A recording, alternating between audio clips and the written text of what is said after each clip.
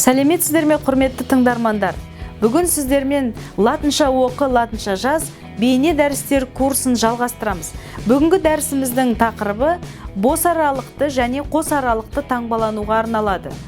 Біздің емле ережелерімізде бөлек жазылатын және дефиспен жазылатын сөздердің ережесі қолданыстағы ережеден көп ауытқымайды. Енді осыған назар аударайық. Бос аралықты таңбалану дегеніміз арасына бос аралық салып жазу, яғни бөлек жазу.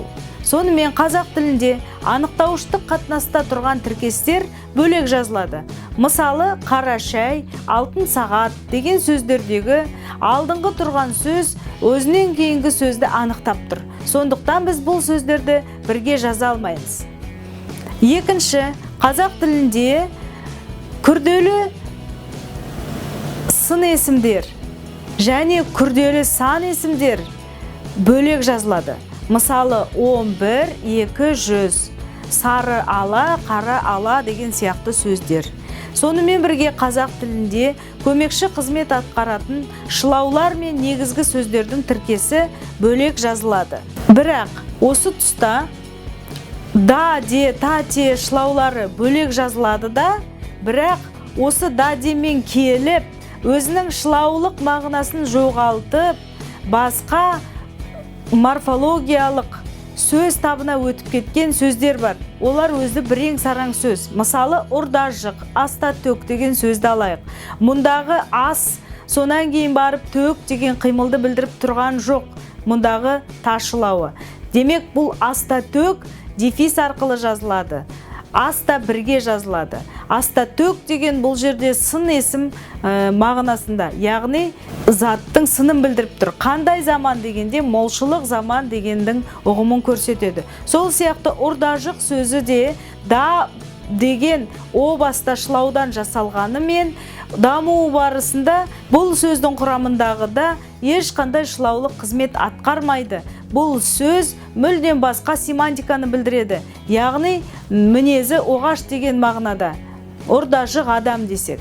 Сондықтан бұл сөздердің жазылуы кәдімгі шылаулардың жазылуындай болмайды. Шылаулар бөлек жазылса, бұл сөздер алдыңғы негізгі сөзбен бірігіп, арасына сызықша қойылып, дефиспен жазылады. Енді осы жерде идиомалық фразалық тіркестер туралы айта кетейік. Олар осы ережеге сәйкес бөлек жазылады. Мысалы, қара тер, ақ тер, көк тер болды, қара тер болды дегенде қара тер, ақ тер, көк тер бөлек жазылады. Алайда кейбір идиомалық тіркестер өзінің бейнелілігінен, образдылығынан айырылып, нақты лексикалық мағынаны білдіріп кеткен. Қазір жиі қолданылатын бас қосу терминіне қараңыздар. Бұл о баста идиомалық тіркес болған, алайда бас қосу қазір ресми, дипломатиялық кездесу деген терминдік мағынадағы сөз. Сондықтан біз бұл сөзді бірге жазамыз. Енді қос аралықты таңбалану мәселесіне тоқталайық. Жаңа емле ережесі бойынша қос аралықты таңбалану бұрынғы емледен көп айырмаланбайды.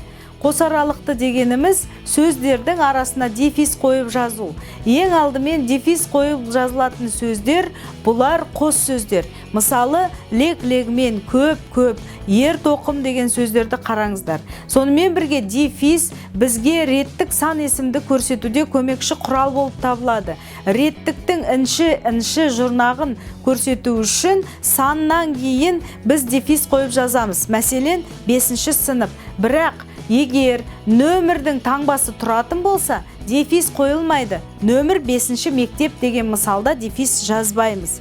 Сонымен бірге кейбір шылаулар сөзге тіркесіп жазылады. Ау, ақ деген сияқты демеулік шылауларының алдына дефис қойып жазамыз. Сондай-ақ деген мысалды қараңыздар. Енді шет тілінен енген қысқарған сөздердің негізгі сөзбен тіркесімдері де дефис арқылы беріледі. Мысалы, VIP тұлға, CD карта дегенде VIP және CD деген компоненттен кейін дефисті қойып жазамыз. Назар қойып тыңдағандарыңызға рахмет.